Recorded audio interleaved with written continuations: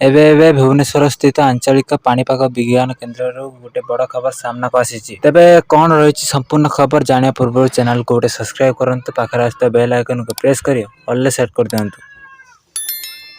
शीतर चादर तले सारा ओडिशा थरुची उत्तर उपांत सबुठी पारद तल मुहां होइथिबारु थंडारे थरुची सारा ओडिशा। रातिर सर्वनिम्न स्वाभाविक तापमात्रा 2 ରୁ 3 डिग्री तलकू खसी आसी। 14 सहर में राति तापमात्रा 10 डिग्री ठू कम रही। चलित वर्ष राज्यर सर्वनिम्न तापमात्रा कंधमाल जिले में उदयगिरी में 5 डिग्री रेकर्ड करा जायछि।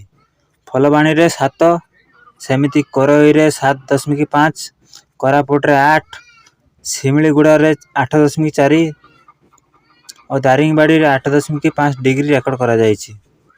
कटक और भुवनेश्वर में पारद सर्वनिम्न स्तर 13 डिग्री को खसी आसी। 24 ରୁ 26 मध्य राज्यर अनेक स्थान में हालुका कोड़ी हेबार संभावना रही।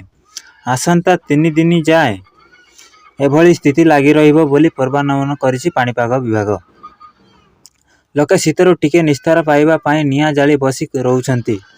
छोट पिला माने सकाळु सकाळु खेल पड़िया रे व्यायाम करने सह वयस्क लोक मॉर्निंग वॉक करुछंती। शीतर प्रकोप जोगु आदिवासी उपांत इलाकारे बसवास करुवा लोके अधिक हैरान होउछंती।